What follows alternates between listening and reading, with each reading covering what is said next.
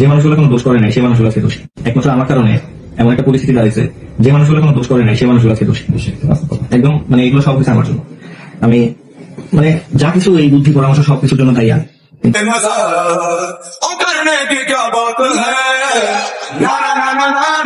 আহাদের এই বর্তমান অবস্থা ও পরিণতির জন্য কিন্তু আহাদই দায়ী। আখির প্রত্যেকটা ভিডিও দেখলে এখন বোঝা যাচ্ছে আখি আহাদের এই অবস্থা দেখে কতটা খুশি। এমনকি আখি তার নিজের পোস্টেও লিখেছে, আমার প্রতি হওয়া অন্যায়ের আল্লাহ একটা বিচার করেছে। আখির এই পোস্ট ভিডিওগুলো দেখে বোঝা যায় আহাদ যে এখন অনুতপ্ত তা নিয়ে আখি কিন্তু বেশ খুশি হয়েছে। আহাদের বর্তমান অবস্থা এবং তিশার বর্তমান অবস্থা দেখে আখি কিন্তু বেশ এনজয় করছে। এবং আহাদ আর তিশার ভিতরে এই সমস্যা হওয়ার পর আখি কিন্তু তার ভেরিফাইড পেজ থেকে বেশ কয়েকটি ভিডিও এদেরকে ইঙ্গিত দিয়েই করেছে, বুঝিয়ে দিয়েছে এরা এতদিন আখির উপর যে অন্যায় অবিচার করেছিল, বিশেষ করে আখির ছোট্ট বাচ্চা আয়াসের উপর যে অবিচার করেছিল তার একটা যোগ্য বিচার হয়েছে। আল্লাহ এদের দুজনকে একটা যোগ্য বিচার করে দিয়েছে। এবং আখির প্রত্যেকটা ভিডিওই কিন্তু আহাদ আর তিশাকে ইঙ্গিত করে করা। এবং আখি যে এদের এই ঝগড়ার জন্য বেশ খুশি হয়েছে সেটা কিন্তু আখির এই ভিডিও পোস্ট গুলো দেখলে বোঝা যায়।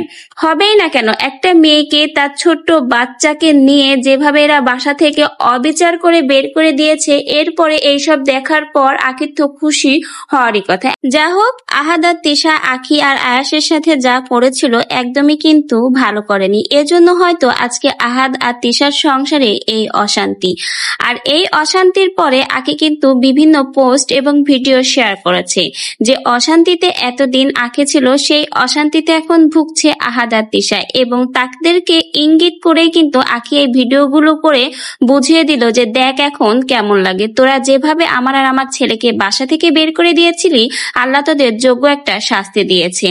আর এই আহাদের সংসার থেকে আখি চলে আসার পর এখন কিন্তু বর্তমানে আখি বেশ ভালোই আছে। যেমন প্রমোশনের কাজ পাচ্ছে তেমন কিন্তু আখির ইনকাম পাতিও ভালো হচ্ছে। সাথে কিন্তু বেশ ভালো ভালো ভিডিও করছে যেগুলোর মাধ্যমে এদেরকে ইঙ্গিত করেই দেখিয়ে দিচ্ছে, দেখ তোদের থেকে এখন আমি বর্তমানে ভালোই আছি। এবং আখির প্রত্যেকটা ভিডিওয়ে যে এখন এদেরকে ইঙ্গিত করে করা তা কিন্তু বেশ ভালোই বোঝা যাচ্ছে। এছাড়াও আখি তার পোস্টে লিখেছে আখির বিরুদ্ধে কিন্তু আহাদ আর তিশা অনেকেরই ব্রেন ওয়াশ করে ছিল, যেমন পাশের বাড়ির ভাবি এবং রাজা ও মৌসুমী, তারা কিন্তু এখন বুঝতে পেরেছে এবং আখির কাছে অনুতপ্ত এবং ক্ষমা চেয়েছে।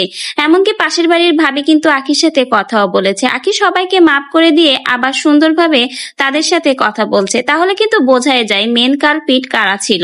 আর আখি কিন্তু এখন এদেরকে ইঙ্গিত করে করে প্রত্যেকটা ভিডিওতে বুঝিয়ে দিচ্ছে যে সবাইকে ওদের দিকে নেওয়া যায় না, কেউ কেউ কিন্তু ওদের বিরুদ্ধেও চলে যায় ওদের সত্য শোনার পর। তো ভিউয়ার্স, আখি যে এখন বর্তমানে আহাদ আর তিশার এই অবস্থা দেখে তাদেরকে ইঙ্গিত করে ভিডিও করছে, এগুলো দেখার পর আহাদ আর তিশা কি পদক্ষেপ নিবে? আসলে কি কোনো পদক্ষেপ নিবে না চুপ করে থাকবে? যেহেতু আখি কিন্তু তার ভিডিও আর পোস্টের মাধ্যমে বলেছে আর কখনো এদেরকে নিয়ে কোনো কথা বলবে না, তারপরেও যখন ভিডিও করলো হয়তো এর পরবর্তীতে আহাদ আর তিশাও নতুন কোনো পদক্ষেপ নিবে। এখন দেখা যাক দুই দল কি পদক্ষেপ নিয়ে থাকে।